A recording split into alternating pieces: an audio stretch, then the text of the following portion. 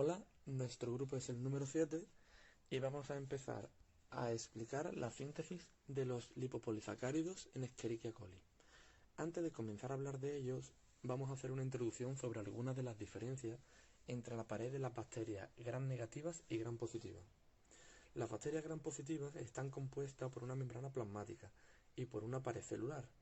Esta pared celular es ancha y rígida y está formada por mureína o peptidoglicano.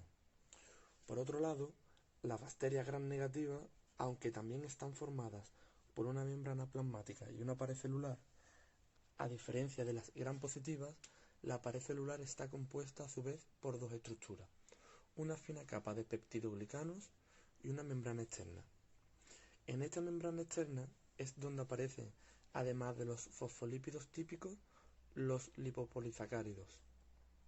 Por tanto, podemos definir los lipopolisacáridos como las principales moléculas que constituyen la membrana celular de las bacterias gram negativas. Destacamos su carácter anfipático, carga negativa y capacidad para repeler las moléculas hidrofóbicas. La densidad de azúcares y cadenas laterales de los lipopolisacáridos componen un filtro para moléculas hidrofílicas y además hace que la membrana sea menos permeable respecto de otras membranas compuestas únicamente por fosfolípidos. En segundo lugar, continuaremos hablando de la estructura de los lipopolisacáridos. En los lipopolisacáridos diferenciamos tres partes: el lípido A, el núcleo y la cadena. Lípido A corresponde a la región hidrófoba y lipídica del lipopolisacárido. Está formada por 2 N-acetilglucosaminas fosforiladas, las cuales están unidas a 6 cadenas saturadas de ácidos grasos en vez de los dos típicos de los fosfolípidos, que hacen que el lipopolisacárido se ancle a la membrana externa de las bacterias gram negativas. Es importante debido a que su deleción genera incrementos en la susceptibilidad a antibióticos hidrofóbicos. Punto número 2. El núcleo. Es el polisacárido central que está unido al lípido A. Puede ser subdividido en un subdominio interno y uno externo. Los componentes del núcleo interno de E. coli incluyen ciertos azúcares unidos que son los característicos del lipopolisacárido. El núcleo externo está compuesto por hexosas, principalmente glucosa, galactosa y N-acetilglucosamina.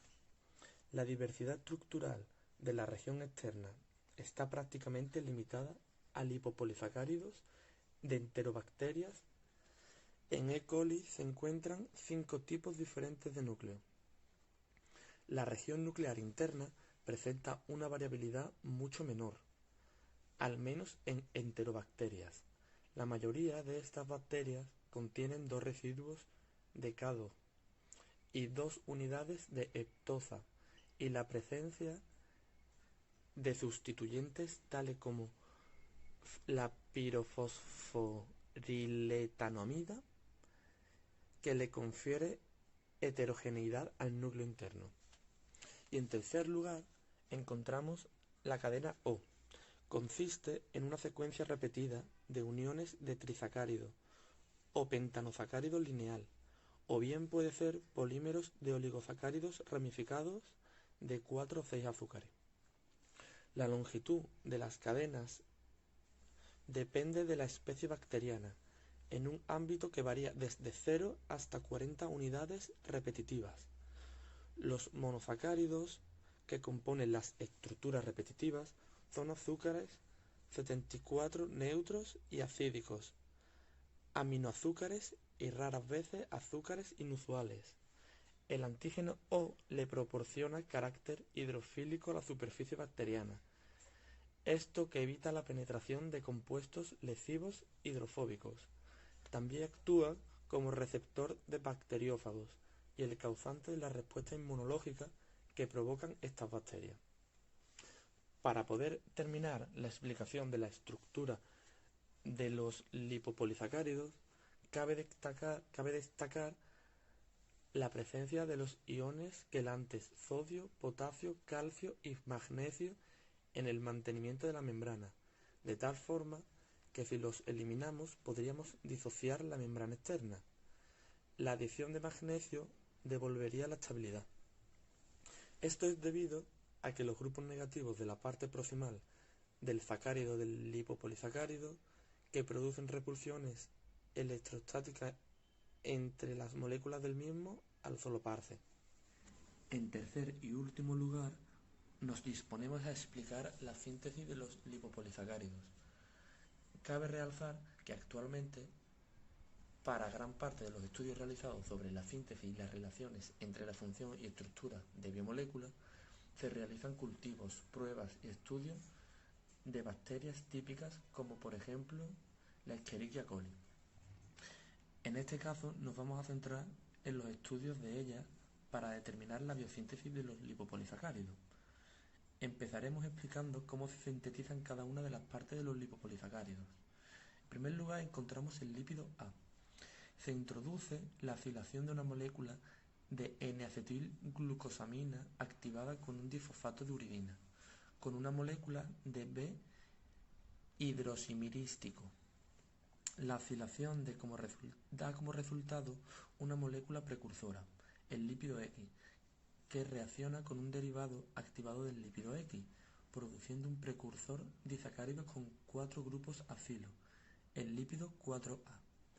Este lípido se sustituye por 2 unidades de K2-IVA, que se acila completamente transformándose en la endotoxina Re, la especie rugosa más profunda en E. coli. En segundo lugar, nos disponemos a explicar el núcleo core. Los mecanismos de biosíntesis de esta región están aún incompletos. La región K2 se la relaciona con un papel fundamental en el crecimiento y funcionamiento de la bacteria E. coli. La biosíntesis de dicha región comienza con la condensación de arabinosa 5-fosfato con fosfonol piruvato y el K2 resultante de esta condensación se activa a monofosfato de citidina, una molécula que hace de precursor para formar el lipopolisacárido. Posteriormente se forma la estructura mínima de LP, el K2 lípido, gracias a un sistema de enzimas que transfieren 2 moléculas K2 a un lípido A. Al lipopolisacárido se añaden residuos de ptosa de manera independiente. Para la síntesis de esta región intervienen glicoacetiltransferasa, unidas a la membrana. En tercer y último lugar, nos disponemos a explicar la cadena cero. Los genes del antígeno cero se encuentran organizados en agrupaciones de genes continuos. En Escherichia coli podemos hablar de los grupos RFA y RFB. El primero codifica para la unión del antígeno cero al núcleo, además de para la biosíntesis del oligosacárido nuclear. El grupo RFB contiene genes involucrados en la síntesis del antígeno cero y en su unión al núcleo. En ambos grupos, la mayoría de los genes codifican por proteínas solubles asociadas a la superficie interna de la membrana citoplasmática, que operan como complejos multienzimáticos sintetizando precursores activados de azúcares y como transferasa de residuos glucosídicos a las cadenas crecientes de azúcares, mientras que un grupo de proteínas polimerizan la transferencia del antígeno cero al complejo lipídico A núcleo. Pues con la explicación de la cadena cero habríamos concluido con la explicación a la biosíntesis del lipopolisacárido. Por lo que muchas gracias y un placer.